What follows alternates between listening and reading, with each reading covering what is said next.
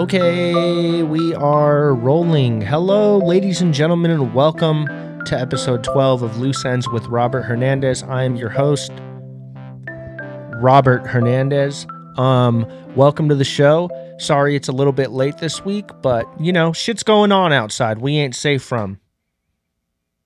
And if you know where that's from, you know where that's from, and if you don't, you don't. But that's all I gotta say.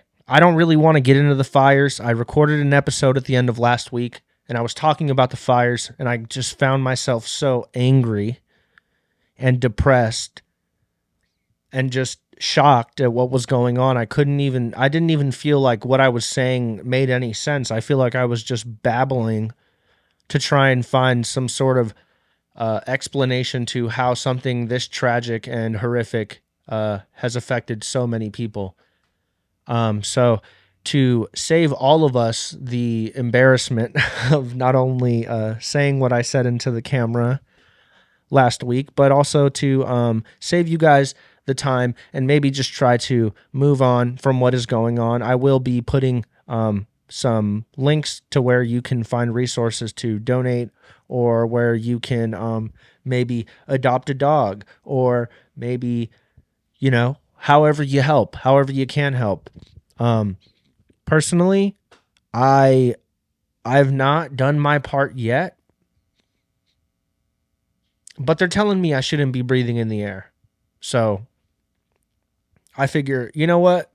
People are going to need help for a lot longer than a week or two. So maybe I can wait till it's safe to breathe the air outside before I go and try to be a helpful member of the community. I don't know.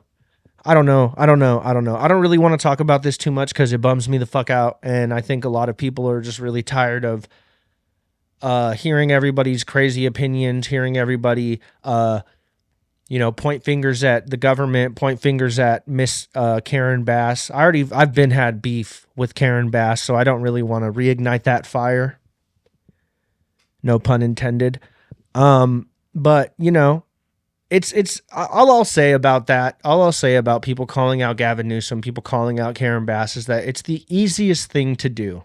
The easiest thing to do is to be a guy in your underwear, or be a guy in your fucking, your Lululemon or your Viore pants, and to go on Twitter and to publicly shame and call out a government official when you feel like they didn't do an adequate job in protecting the citizens of, the state and city that they preside over. It's an incredibly easy thing to do, and I just don't feel like stooping that low right now. Obviously, if I can take any chance I get to shit on the Dems, I will, but right now I'm feeling a little bit nice, and I don't feel like I should pile on to I don't know. I don't think it's, I don't know. Like I said, I'm not trying to get into it too much. I initially, when I recorded last week, I had a couple of videos I wanted to discuss, particularly the video of Karen Bass in the airport, I'm assuming, and where she just shut down. I mean, that video, I think, really opened people's eyes to the, I don't like using the word incompetence, but I just will say I think it opened the people's eyes to, hey, maybe, just maybe, this lady might not be equipped to handle a situation of this magnitude. Now, it doesn't mean she's a bad mayor. It doesn't mean she's a bad person. It doesn't mean she's a part of the deep state. It doesn't mean she's a Chinese spy, or whatever people are saying on Twitter. Because I've seen so many crazy theories on Twitter in the past week that it has honestly burnt me the fuck out to where I don't even want to hear anything about it anymore. I know some of you might have not have heard of this, but I know a certain amount of you definitely have.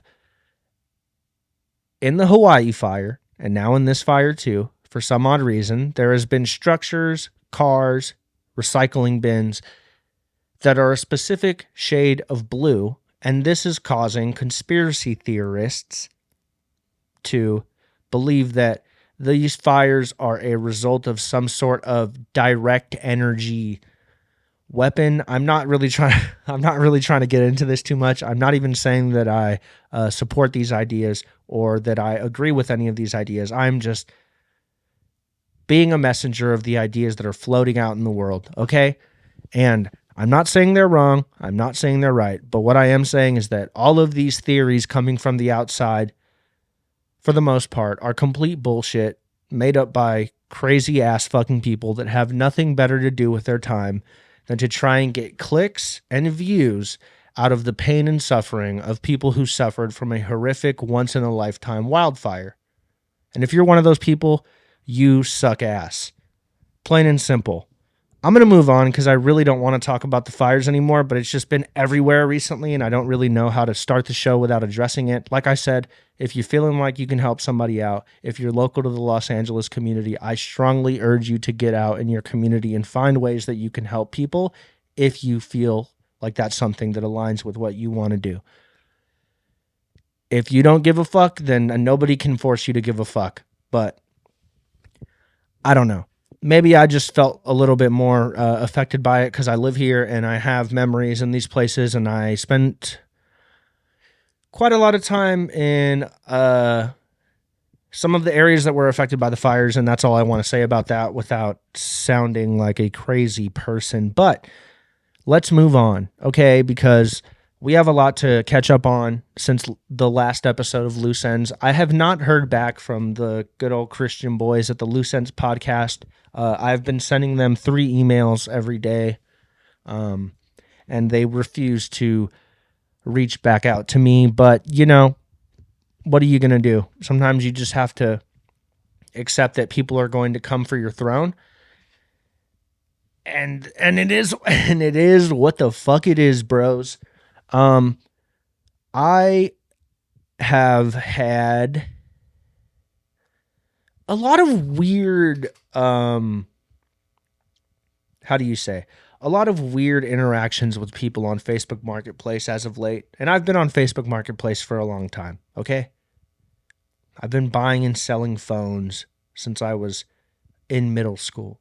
I've been on these platforms before. I understand that there's fucking weirdos on there and that there's crazies people. There's crazy people. There's crazies and crazy people. You know? But I don't know why, but for some reason over the past year, Facebook Marketplace has just become more and more unhinged. And I think that the people that I'm starting to encounter on there, I don't know if like China is infiltrating Facebook with bots or if Russian hackers are, just fucking around with us, but something is going on Facebook Marketplace, and I'm not going to get to the bottom of it, but I am going to tell you how it makes me feel, because I've been trying to sell to, not trying to sound gay, but to mid-century modern style faux leather and wood chairs on Facebook Marketplace for the past like 3 weeks now, right? Initially, I was like, fuck it. I'm going to list them for $150. That seems pretty fair considering the original price of one chair is $150. I feel like, okay. You're basically getting 2 used chairs for the price of 1 new chair. I don't know. I feel like that was a good idea. But apparently I'm wrong, and apparently I know nothing about pricing because I cannot close the deal on selling these chairs. I've had probably 6 or 7 people. We go through the same fucking 6 back-to-back messages on Facebook Marketplace. Here's how it goes. Ready? First one, them. Hi, is this available? Now, I know, because I'm smart, that's an automated message they're sending, right? So I'll just be like, yes, it's available. Are you interested? Now, you got to put it back on them, because if they're interested, they're going to say, yes, I am interested. If they're not, or if they accidentally press the, hi, is this available, send button, then they're not going to respond, okay? But I've had like 6 people that I've gone through the exact same conversation with over the past week and a half, 2 weeks. And this is how it goes. Hi, is this available? Yes, this is available. Are you interested? They go, I am, but I live on the other side of town. I don't know when I will be able to get over there. When you buy anything, is it the responsibility of the person selling the thing that you're buying to figure out the logistics of you buying said thing? Or should you take it upon yourself as the buyer to figure out when you can make it to pick up the items? I feel like it's probably on you. But hey, maybe I'm crazy. I don't know. For some reason, I cannot get anybody to drive and pick these up. And now I'm to the point where I would rather just have the $150 than I would rather keep staring at these chairs in my living room. So I'm now at the point where I'm offering to drop these chairs off. I was talking to this lady earlier, and she was saying she likes the chairs, yada, yada, yada, but she works the rest of the week, and the next time she'll have free time to pick them up would be Friday. And I said, oh, well, depending on where you live, maybe I can drop them off, trying to secure the sale, trying to get $150 for chairs that I don't use.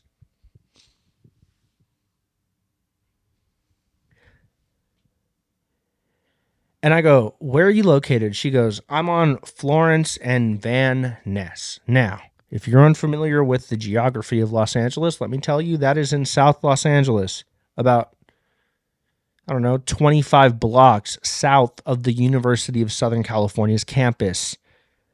I live in the San Fernando Valley. Now, I don't know if you are familiar with the geography of the San Fernando Valley, but it is far as fuck from Florence and Van Ness.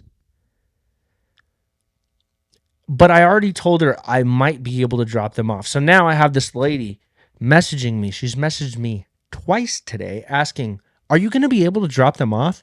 And, I understand. I made the mistake of offering to drop something off before finding out where I was dropping it off to. But once again, you're the buyer and you should be the one figuring out how to come to me. I don't know. Facebook Marketplace is crazy. People lowball the fuck out of you. And that's all I have to say about that. And Rocio Paredes, if you are listening to my podcast, can you please come pick up these fucking chairs? Because I would rather have $150 than I would, like to keep staring at these chairs sitting in my living room. Yeah, I don't know. I'm in a weird mood. I've been in a weird mood. I feel it. I feel like people around me are feeling it or recognizing it and asking me, is something wrong? It's like, hey, isn't that the whole fucking thing here, that something's wrong? That's like kind of the whole entire thing, is that something has, and always will be wrong. So it just bothers me. And I'm not bothered by people checking in on me. I know I have a very strong support system of people who love me and care about me and want to make sure that I'm feeling okay and want to make sure that I'm feeling all right. But I don't know. I feel like when you ask me if something's wrong, it makes me question if something's wrong. And even if nothing's wrong, it makes me go, no, but do you think something's wrong? And then I go, oh, fuck, someone thinks something's wrong. Someone thinks something's wrong. What am I going to do? Someone thinks something's wrong.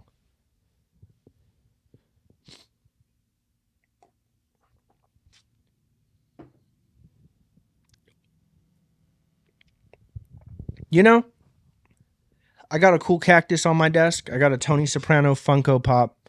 Trying to spruce it up in here, trying to make it feel more, how do you say, Hollywood, if you will. Because I'm trying to fit in with other podcasters. I have a Jordan Peterson 12 Rules for Life book. It's the book that you read when it's like the last chance you have to realize that you actually will never amount to anything, because it's very it's quite honestly one of the most pointless books I've ever dedicated time reading. And I know people love Jordan Peterson. I think he has some good ideas, but I also think he sucks. And I think that he is really fucking annoying on Twitter and everywhere that you see him, which he's always crying. Why is Jordan Peterson always crying? If he's so strong, if you're a psychologist and you have all this shit figured out, if you're supposed to tell me the 12 rules that I'm supposed to be following for my life, why the fuck are you always crying on Twitter? But hey, Jordan, if you're listening, I would love to interview you one day, and I would love to ask you to your face, what made you write a book this pointless and gay? That'd be my first question. I'd go, Jordan, great to have you here, man. It's honestly an honor, and I've been waiting for this day for many years, so thank you for joining me. First question, what made you write this book so useless and gay? Well, a lot of men out there feel like... I can't do Jordan Peterson. A lot of men out there, they might feel like they don't have no purpose. And what I tell them in the book is, if you don't want to be gay, you have to clean your room. I swear to God, I opened that book and it said, step 1, rule number 1, clean your room. What the fuck? Clean my room? That's the first rule of life, is to clean my room? How is this going to help me? This isn't valuable information. This is bullshit. But people must love the guy. I don't know how many fucking copies of this book have sold, but people love that fucking guy, and I really don't get it. I tried to read this. I got to rule 7, and I don't even remember what it was, but I remember that I read the full chapter about rule 7, and I went, all right, that's it. That's it. That's all I need to know. Rule number 7. What's rule 7? Jordan Peterson. Pursue what is meaningful, not what is expedient. Fuck, maybe I should read more if I can't pronounce that word. The rule suggests that people should make sacrifices and delay gratification to create a better future for themselves. It also suggests that people are born with an instinct for meaning and ethics. The rule suggests that people should search for meaning beyond their own interests. Now,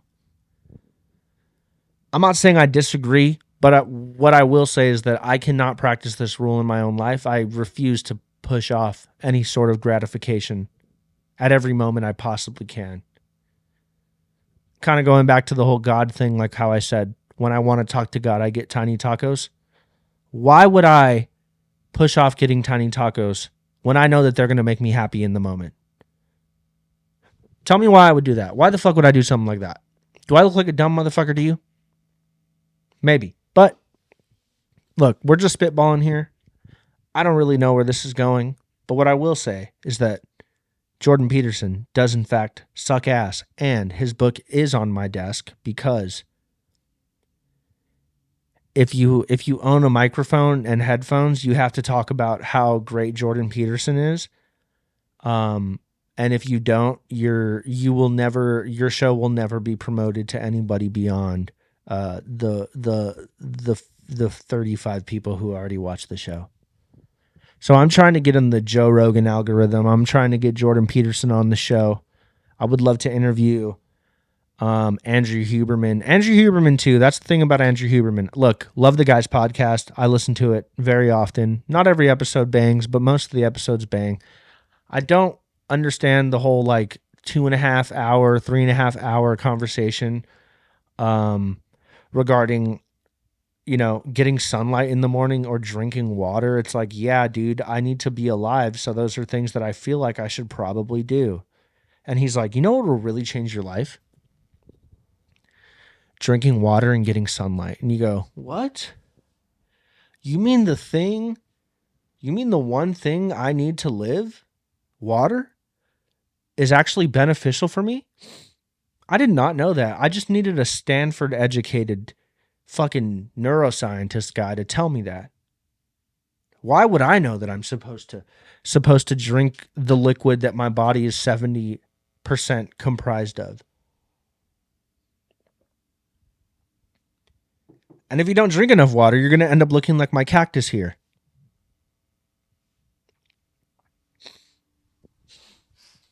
Sorry, I'm having sniffies because of all of the mesothelioma in the air right now. I don't know. I was thinking about this the other day because my shoulder started hurting me. And I was going, what is it that could possibly make my shoulder be in pain? I don't know. I was trying to think back in my memory. Did I maybe hit something? Is there some sort of fall that I took when I was a kid? And then it came to me in my mind that about 2 months before the start of the COVID pandemic, the COVID pandemic, like 2 months before that started, I got a personal trainer. And I didn't get like a, go to a gym personal trainer. I went to like a come in my garage personal trainer. And I don't know why it just finally came to me that during my personal training session, there was one exercise. I believe we were doing a bench press. And dude was like, does this weight seem manageable to you? Now, look at me. Do I look like I know what weight seems manageable for me to lift with my arms? No. But I go, yeah, because I don't want to create any inconvenience. I don't want to make him re-rack the weights. Now, looking back 4 years later, 5 years later, it might have made sense for me to go, hey, I am paying this guy. Maybe I should have him rack the weight that I feel like is appropriate. But in me trying to please people constantly, I figured, well, why would I do that when I can just shut my fucking mouth and do exactly what this guy's doing? That was a mistake because shortly, I want to say on the second rep of the first set. No, actually, it was towards the end. It was probably like the 7th rep of the first set. Dude, my arm just completely gave out, right? And I was like, whoa. And luckily, I was paying the guy standing behind me. His dick was right above my head. His balls are hanging right above my head. And I go, whoa. And I just dropped the fucking, and in the moment, nothing hurt. So I was like, whatever, I'm chill. I think I just like kind of fucked up my shoulder a little bit. Feels a little sore, whatever. Bro, 5 years later, here I am. And I'm that guy that you always see. I'm like in line at Costco and I'm like,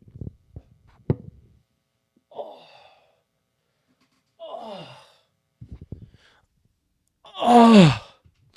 And it's like, man, if I would have just went to like a normal personal trainer, somebody that was probably certified or somebody that had a little bit more experience, maybe I wouldn't have a fucked up shoulder 5 years later. But hey, you live and you learn. And I can't really shit on the guy when it was my decision to pay him as a personal trainer. When really his only, truly his only, what do I say here? His only like proof that he was a good personal trainer, I guess, was that he was in good shape, which I guess is really all you can ask for from a personal trainer. I mean, sure, they can go to school, they can do this, they can do that, they can get certified for fucking yoga or whatever. But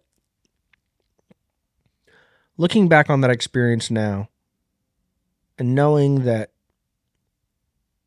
I could have just spoke up for myself and said, hey, maybe that much weight is not maybe that much weight is too much for me. And I wouldn't be here in 2025 in line at Costco constantly massaging my shoulder. But look, no hard feelings to the guy. But what I will say is that clearly he probably wasn't that good of a personal trainer if he is no longer personal training.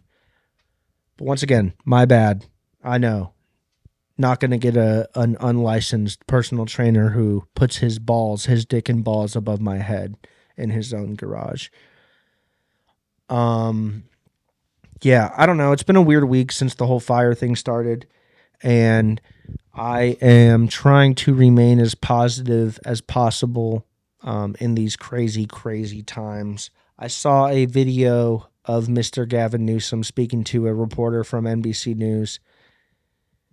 And he was saying that he already has a team of people who are crafting a Marshall Plan to basically rebuild California and to plan California and to make sure that we are transitioning into LA 2.0 effectively and efficiently and in a timely manner. And what stuck out to me about that quote in particular was the LA 2.0 choice of words. Hey, Mr. Newsom, or this is the funniest thing. On Twitter, they go, Gavin Newsom. Oh, I want a Gavin Newsom all over your fucking face. No. But the LA 2.0 thing, let me ask you something, Mr. Gavin Newsom. If you would like to come on the Loose Ends podcast with Robert Hernandez, feel free. Have your people reach out to my people because I have some questions for you in your fucking aviator sunglasses. Like, why? What? I don't know. That rubbed me the wrong way. The aviator sunglasses. Every time I saw him speaking to the media or speaking to somebody whose house just burned down, he was wearing his fucking Top Gun sunglasses. I was like, God, this guy's such a fucking cock. But what really bugged me about the LA 2.0 comment was that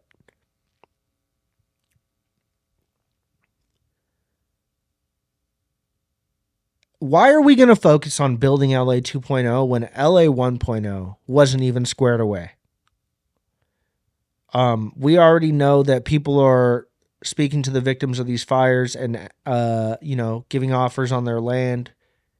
It's the same thing that happened in Hawaii. And I'm not trying to be a conspiracy theorist, but I am being practical and I am trying to think about things and what's the most likely scenario for how this is all going to play out. What I think is going to happen is the rich people that lived in the Palisades. I'm not one of the people that says, hey, fuck them, they'll be fine. I still feel terrible for those people. But those people, I highly doubt, are going to have to deal with the changes in zoning that are going to come specifically to the Altadena area.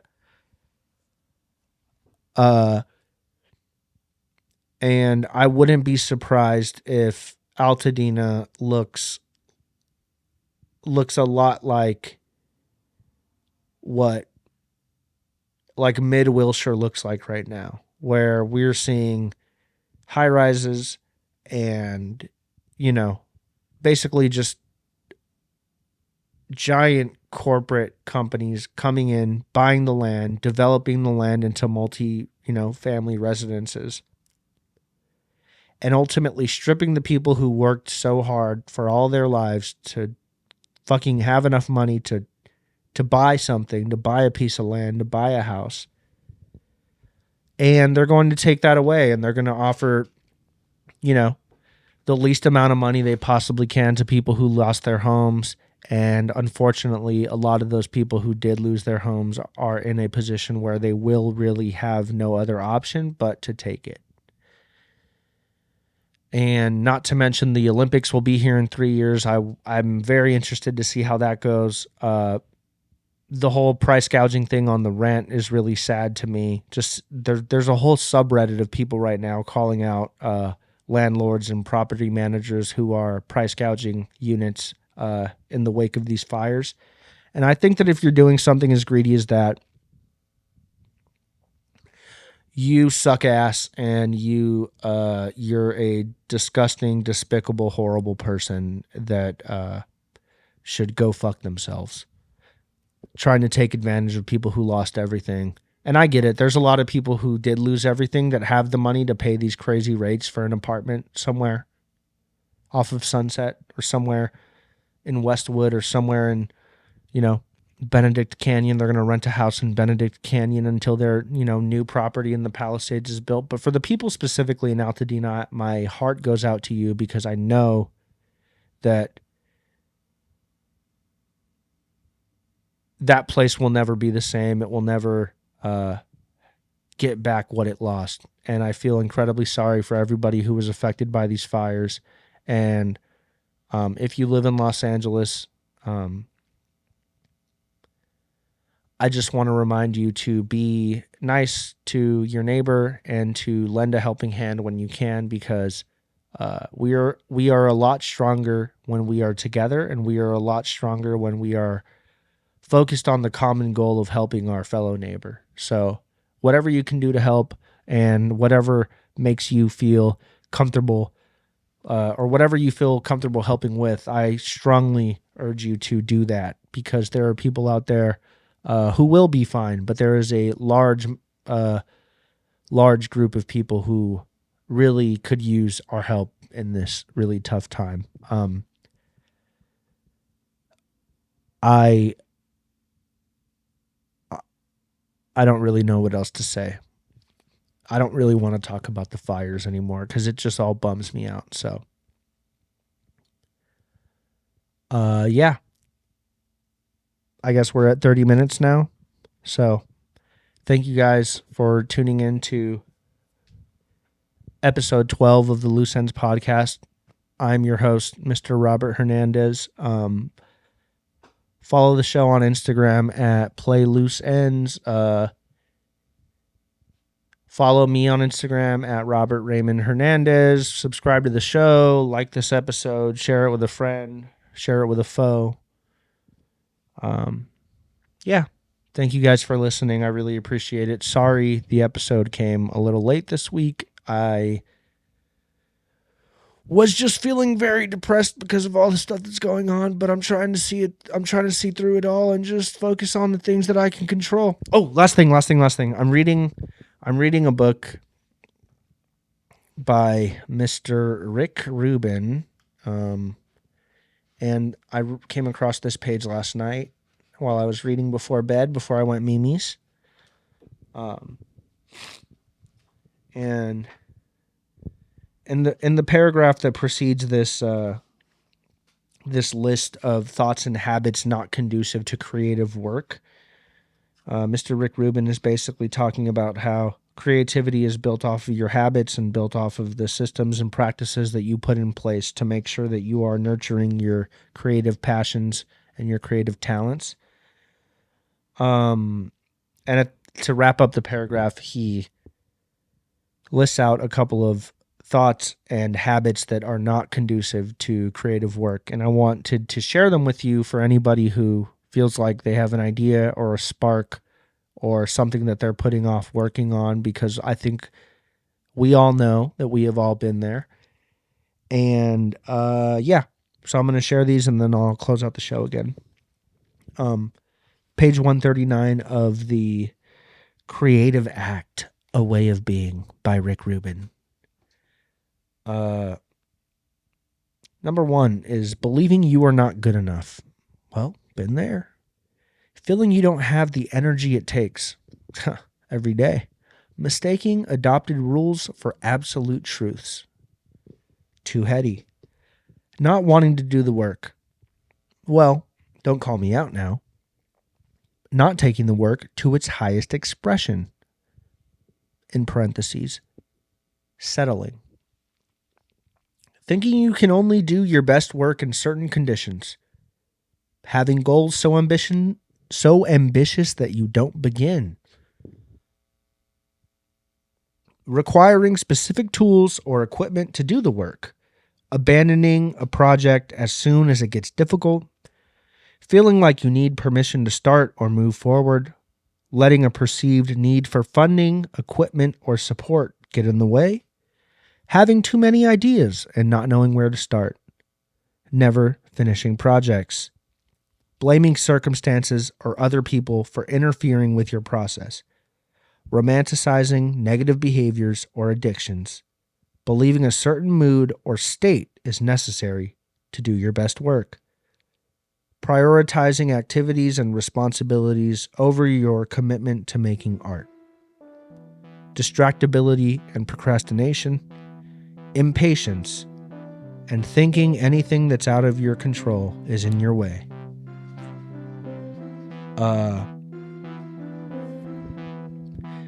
And let me tell you, when I read those things, I said, gosh darn, I have done every single one of those.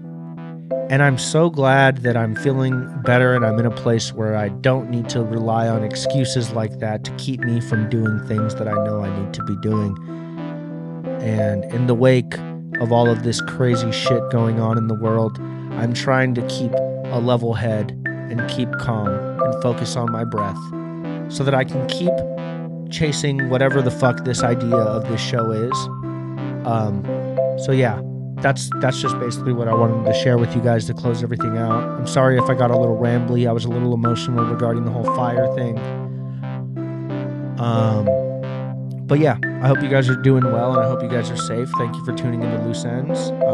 Yeah, I'll see you next week. Thank you. Love you. Goodbye.